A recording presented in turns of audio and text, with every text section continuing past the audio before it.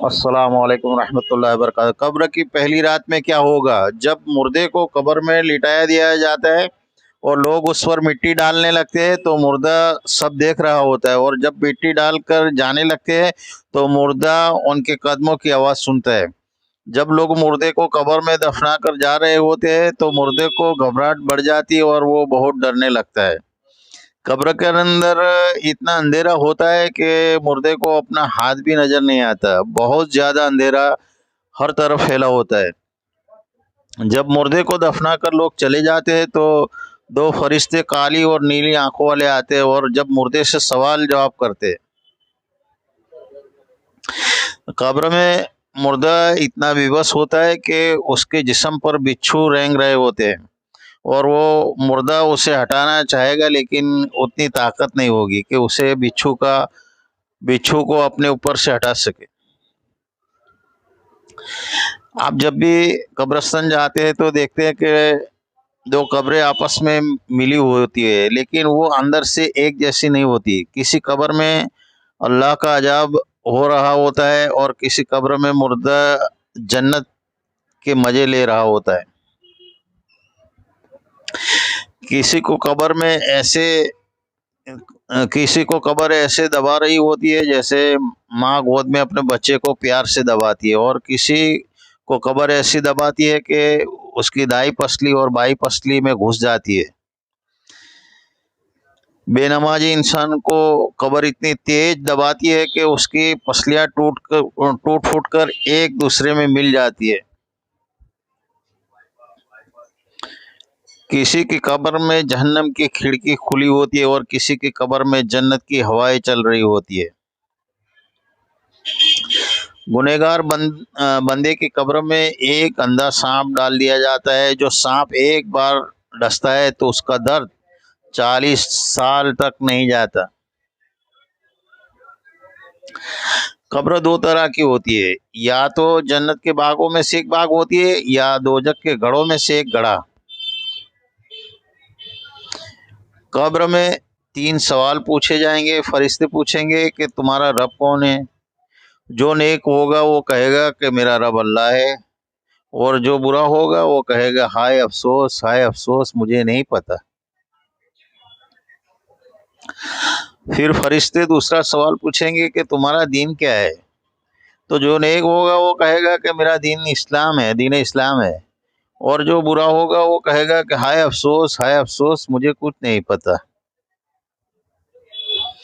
پھر فرشتہ تیسرا سوال حضور صلی اللہ علیہ وسلم کا چہرہ دکھا کر پوچھے گا کہ یہ کون صاحب ہے؟ تو جو نیک ہوگا وہ کہے گا یہ تو ہمارے پیارے نبی سرکار مدینہ احمد متبع حضرت محمد مصطفیٰ صلی اللہ علیہ وسلم ہے، اور جو برا انسان ہوگا اسے فرشتے پوچھیں گے کہ یہ کون ہے؟ تو وہ کہے گا کہ ہائے افسوس مجھے نہیں پتا۔ جب مومن بندہ فرشتوں کا صحیح جواب دیتا ہے تو اس کی قبر میں جنت کی کھڑکی کو کھول دیا جاتا ہے اور جنت کی ہوائیں آنے لگتی ہے، اور جب کافر بندہ فرشتوں کے جواب نہیں دے پاتا ہے تو اس کی قبر میں جہنم کی کھڑکی کھول دی جاتی ہے، جس سے گرم لو آنے لگتی ہے، اور اس کے لیے جہنم کا بچھونا بچھایا دیا جاتا ہے اور اس پر عذاب کے فرشتے مسلط کر دیے جاتے ہیں۔ عذاب دینے والا فرشتہ اندھا، بہرا اور گونگا ہوتا ہے اور بہت ہی ڈراؤنا ہوتا ہے۔ اس کے ہاتھوں میں لوہوں کی راڑ ہوتی ہے، راڑ یعنی مطلب ڈنڈا ہوتا ہے جس سے وہ گنہگار کو مارتا ہے۔ جب مومن بندہ فرشتوں کا صحیح جواب دے دیتا ہے تو اس کے سامنے جہنم کی کھڑکی کھول دی جاتی ہے، تو فرشتے کہتے ہیں کہ اللہ کے نیک بندے، اگر تم ہمارے سوال کے صحیح جواب نہ دے پاتے تو تمہارا ٹھکانہ یہ جہنم ہی ہوتا۔ جب کافر بندہ فرشتوں کے سوالوں کا جواب نہیں دے پاتا تو اس کی قبر میں جنت کی کھڑکی کھول دی جاتی ہے اور فرشتے کہتے ہیں کہ دیکھ تو نے کیا کھو دیا ہے، اگر تو دنیا میں اللہ اور اس کے رسول پہ ایمان لاتا تو تیرا ٹھکانہ یہی جنت ہوتا۔ پھر مومن بندوں کی قبر کو 70 گز تک چوڑی اور 70 گز تک لمبی پھیلا دی جاتی ہے اور اس کی قبر میں جنت کی خوشبو آتی رہتی ہے۔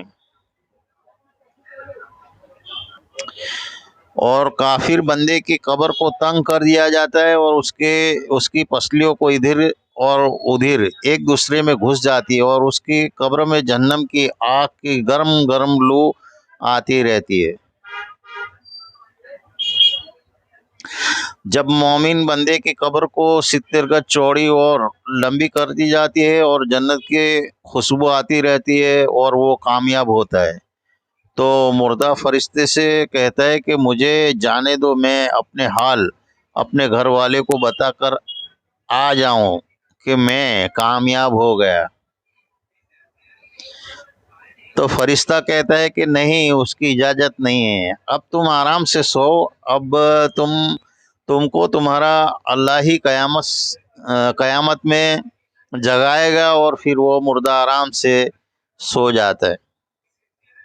اور گنہگار بندے کا تو بہت ہی برا حال ہوگا، اس کی قبر میں اس کے نیچے آگ کا بچھونا بچھا دیا جائے گا اور عذاب دینے والا فرشتہ آ جائے گا اور اس کی قبر میں سانپ بچھو مسلط کر دیے جائیں گے اور اس کو ڈستے رہیں گے۔ عذاب دینے والے فرشتے کے پاس لوہے کا راڑ ہوگا، یہ راڑ یعنی ڈنڈا، جس سے وہ گنہگار کو مارے گا۔ اللہ ہم سب کو قبر عذاب سے بچائے۔